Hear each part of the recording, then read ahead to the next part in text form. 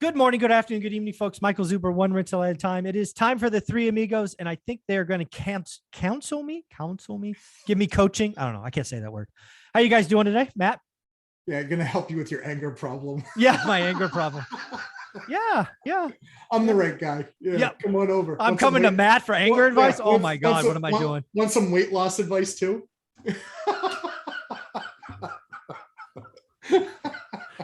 I've got some good relationship advice if you guys want it. Oh, yeah, got to yeah, how many divorces? We're in good shape. We're in good shape. I got you. Yeah. So you guys have both heard me talk about probably several times this 50-40-10 scenario that I'm ecstatic about. I just did a video yesterday morning telling every agent in Fresno I want to buy between 10 and $20 million in properties on that program. I outlined how I'm looking for it, how they can help me, how they can get like double commission, all of that. In the last 24, it might've been 48 hours, I've gotten somewhere between 12 and 15 comments. About half of them I had to delete because they were below my line of acceptable commentary. But I kept some of them basically saying, you're going to lose everything. And they're basically saying real estate's going to crash 40% and you can't refi and you're going to lose everything. So instead of getting mad and angry and snippy, I thought we would walk through a whiteboard discussion and tell you why I have almost no risk in this scenario. And we're going to go through the 40% crash, and I'm going to tell you why I have almost no risk. So you guys ready? I'm very ready. I think I know what the answer is, but I'm ready to hear what your answer is. All right. But I guess before this, any question, like when I talk about the 50-40-10, does it make sense? We'll go to Dion first. Lots of questions raised. What's going on? No, it does make sense. I think sometimes when we try to give an answer in text format on Facebook, some things are missed, like the lender doing 50% LTV gets you the best interest rates from the lender because 30% doesn't get you a better rate, but 60% slightly increases the rate. So 50, that's the reason we target that. And then part of the question I get is, why are we structuring it this way? And what, what does the seller need to have? And it's a certain amount of equity. Correct. So they can carry part of the loan. Exactly. And then the reason it benefits us is because we get that blended rate. Because the interest rate on the seller, the interest rate on the seller isn't set by the Fed. Exactly. It's negotiable, people. Right, exactly. Yeah. So let's go through this example. You guys can see this, right? I'm trying to get the angle right. So it's $1 million purchase. We're getting 500 grand in this scenario. I have to go to Stephen Dow at Velocity Mortgage because again, they're right now the only non-QM lender I have that does the combined loan to value, CLTV. So 50 from them today. I think rates are 6.5. We'll just use that. I'm going to need 400 grand from the seller, hence 50-40. I'm going to try to negotiate 1%. I might accept 2%. Remember, I'm paying list price. So the seller has to give me terms. If they don't like my number, great. I'll pay you $950, but I'll give you 3% or $900 and give you 4%. I get to play with all of these numbers. It's completely negotiable. So in this case, 6.5, 1, and this 100 grand or 10 is my down payment. So why do I like these? 1, my stack goes farther. 2, I get a blended rate substantially below anything else I could get. And then the last thing to talk about is I have 10 years. So I've gotten at least 3 or 4 comments that I kept up that basically says, hey, when real estate crashes 40%, you're screwed. You're going to go bankrupt. You're going to lose your property, blah, blah, blah, blah, blah. So a couple of things. What do you think the chances are that real estate crashes 40% anytime in the next 10 years? Dion, we'll go to you first. The only thing that could do that is if the Fed were to take a bunch of money and buy crypto. Because it's the one asset class that can melt $1 trillion in a weekend. Oh, yeah, it's true. And so we have quantitative tightening going on, which means they're selling off, what is it, 90 something like that, yeah, something million a month of their assets. Billion with a B, right? The dollar isn't going to all of a sudden be worth more when it comes to purchasing assets. So no, I don't think it's possible to see a 20% drop in the next 10 years. But here's the most important thing, and the thing I would argue in the comments with the person, because the first thing is Don't argue with fools because at a distance, nobody could tell you apart. Mhm. And second, if it crashed 90% and you're a buy and hold investor and your rents go up, do we care? Well, we might care in this scenario because I have a refi in 10 years. That's where they're pointing at. They're basically pointing at the second, saying you have a balloon. And they're saying when real estate crashes in 10 years by 40%, you're effed. I have a different answer. We will break it down. I just want to know the chances of a 40% decline because I'm wrong all the time. So you know how you're setting the interest rate with a seller because they might not have ever considered this and you're educating them and what you say might be what happens. Mhm. My twist would be I'm offering 50, 40, 10, 30-year fixed rate debt with a lender, 30-year fixed rate debt with a seller, no balloon. So There I you guess go. that's the twist that I wasn't thinking of. Right. So let's see the math. Yeah. So we'll do it. So again, so actually we'll go to Matt first. So Matt, when I tell you, what do you think the chances are real estate could crash 40% in the next 10 years? 0. Yeah. Zero. Zero. It could go down. It could go down that much, and it could go down that much for 5 years, like Mhm. over the course of 5 years. Okay. But then we're talking about 08, Mhm. and none of the debt structures, none of the banking, none of the anything that made what 08 was Mhm. happen. Mhm. None of that exists today, or if it does, it's at a much smaller level. Yeah. So there's a couple of things I want to say. First and, And foremost, my go guess ahead. is you're probably printing money with rents at that number on $1 million building. Mhm. Like, what's your net cash flow on a building like that on a monthly basis? $8,000. Yeah. We don't. Yeah. It's But my crazy. point is that if you look at what your monthly net cash flow is, and you're talking about $72,000 a year times 10 years, it's 720 grand. Mhm. Even if you keep in mind that that's the type of deal that you have on this type of property, I have a deal, something like that. I'm paying more heavily against my balance. Yeah. Just in case. But you know what? There's no way I can't get a 50% loan on that property in 5 years or 10 years. There's just no way. Yeah. So there's a couple of things. I just want to be very clear. If you're watching my channel and you really think real estate's going to crash for 40% in the next 10 years, don't buy anything. Yeah. Just get out of the way. It's fine. I don't see it that way. I put the likelihood at 0, but again, I'm just as broken as every other clock. So who knows, but here's the deal. I bought an 18-unit building. I 1031 into an 18-unit building in 05. It was the only time I had a 5-year loan, right? I had a second with the seller 5-year loan. It came due in 2010. Does anybody know how bad 2010 was? It was horrible. Mhm. The building was worth less. The first was fine because it had 5 more years because my debt was 10 years, but the seller second was in trouble. So in theory, the seller could have taken the building back, but they're in second position.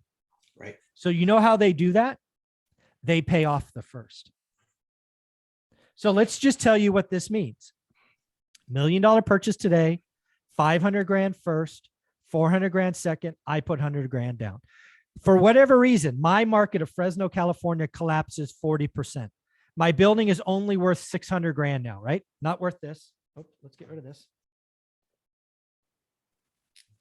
600 grand. We'll just assume I didn't even make any principal payments, which in 10 years I would have, but we'll just pretend. Okay. We have a 600K house now. That's a 6 there. I guess you can't read it. We have 500K debt with non-QM lender Velocity Mortgage. Remember though, I only do 30-year fixed. They can't come get this property. When they gave me this loan, it was 50% LTV. Now it's 80% LTV. They can't come get it because I'm making my payments. But there's the seller second at 400 grand. They could take the property back. My 5 years is up. My 10 years is up. What do you think the chances are they want to come in and spend 500 grand and cash out the first? That much. The lady that I had to extend on my apartment building was, here you go. No problem. I do not want the building back. So what you guys don't understand about this 50, 40, 10 is I take almost no risk. The second has the risk. If values collapse, the second has the risk. I would, in theory, lose the 100 grand. Yes. But I would have hopefully made that up with 5 or 10 years of cash flow. That is what I'm at risk. I promise you, with every fiber of my being, after 10 years, a seller does not want to come back, write a 500K check, to take back a building worth 600. It's not going to happen. That seller will gladly say, here's another 10 years. Let's cross our fingers and see what happens. That's exactly what happened in my 18-unit building. The 100 grand didn't change, which is what I borrowed. She goes, here's another 5 years. Let's see what happens. And if you need 5 more, I'll give it to you again. I do not want the building back. The seller that sells us at $1 million wants the payments on the 400. They don't want the building back. That's why they sold it. So again, 50, 40, 10, very little risk on me. The seller, I can't believe so many of you are rooting for me to fail. Oh, you're 50, 40, 10. You're going to go bankrupt. You're going to lose what are you guys talking about? Do you not understand how all this works? So again, I have no risk, very little risk. The seller in the second has all the risk because their choice is foreclose because I didn't perform at the end of the term or extend. 99% will extend and we will just go for another 10. Does that make sense, Dion? Yeah. 2 things. First, I'm guessing this is not how you pitch it to the seller. Of course not. And second, and my second thought went away, of course. Go ahead, Matt. My brain shut off. I was going to say, I'll go tap in, tag in. Yeah. So yeah, it's exactly. This is wrestling too. So I think that, and I mean, that's what I love about the structure of those deals is it's low risk to us. And again, it's not like the person in second position got burned. No, they still got a payment. They didn't lose anything. And as long as they extend it 10 more years, they haven't lost principal. It doesn't matter. That's the thing is you don't lose principal. I mean, again, for them it's like, hey, let's just talk about what that worst case scenario is. Property's down 50%, but I still owe the money. And you can either foreclose or extend me. But for me, why I wouldn't get out of this deal is because I'm still making money on rents and managing the building. And PS, by the way, I've got 10-year rent appreciation. So that's why I look at some of the numbers that I have now. The best returns on capital I have right now are the buildings that I bought in 9, 10, 11, and 12. No question. Those are my best returns. Those are all the ones that I was also able to refi, 70% loan to value, pull out stacks and stacks of cash because I wasn't diametrically opposed to it like some people on this conference call. One person, not some one person. Let's get this not twisted. Maybe I just didn't want to forget I had a mortgage. So But yeah, not the opportunity is absolutely awesome because again, all that happens to that person in second position is they have to extend payment terms for another 5 years, but they could do it for 5. Mike, it's completely negotiable. They could do it for 1. Yeah, they could do 1 year at a time.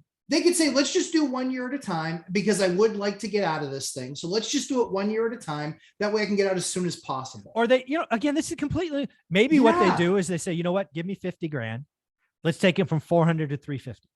Okay. That's fair. Right. Again, that second position in a market where that fell 40% is highly negotiable. Yeah. And again, I have actually done it. I bought a unit in 18 with a seller second of 100 grand. It reset at the wrong time. If you've ever heard me in any of my videos, which I bring it up all the time, I had one 5-year note that scared the hell out of me. That's the building. Yeah. $1.2 million, seller second, 120 grand to make the deal work. It came due in 2010 when in my market was down 75%. I thought I was screwed. Had a conversation with the seller. She's like, I don't want that thing back. I don't have $800 and whatever $1,000 to pay off the first. She's like, please extend this. I'm like, sure, I can do that. No problem. Yeah, exactly. Well, when it comes to the comment section, Mike, there are a lot of people who look at different sources. I'll watch Dave Ramsey. I watch Rich Dad Poor Dad. I watch Meet Kevin. Like I've got different sources, different concepts on debt.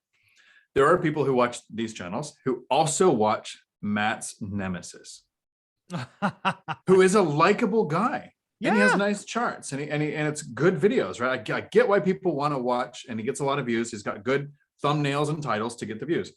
Then they come here, and some of those people for 2 years haven't taken any action. They're waiting for the crash. They're waiting for the correction. They're listening to the person they like. And so they kind of want to see you fail or us fail. Yeah. Because that justifies the 2 years of hundreds of thousands of dollars, if not millions, in gains and cash flow that they're missing out on. Yeah. And so sometimes I think that's where the motivation in the comment section comes from is they need to justify their own lack of taking action by hoping for somebody who took action to crash Yeah. and fail and burn. Again, the 50-40-10 is a strategy you have to understand. You have to understand how it appears to the seller. If worse comes to worse and the market tanks, I have very little risk. The seller has all the risk. So I still love the strategy. I hope to buy 10 to 20 million bucks. I'm trying to get every agent in Fresno to send me leads. I'm letting agents double in commission. Let's go. Matt, where can people find you? I mean, I love that video. That was perfection. Like Thank you. I mean, honestly, it doesn't get any better than that. Hey, want to double your money? Yeah. Oh, and double it. And when a bunch of your other transactions are disappearing, you're actually going to get a transaction done because you have a buyer that can make it happen. So yeah, Lumberjack Landlord on YouTube and Instagram, as well as my live stream 11:30 a.m. Sundays Eastern time. Awesome. And Dion? Right here on YouTube, Dion Talk Financial Freedom, where I sometimes forget who I am. Thanks, guys.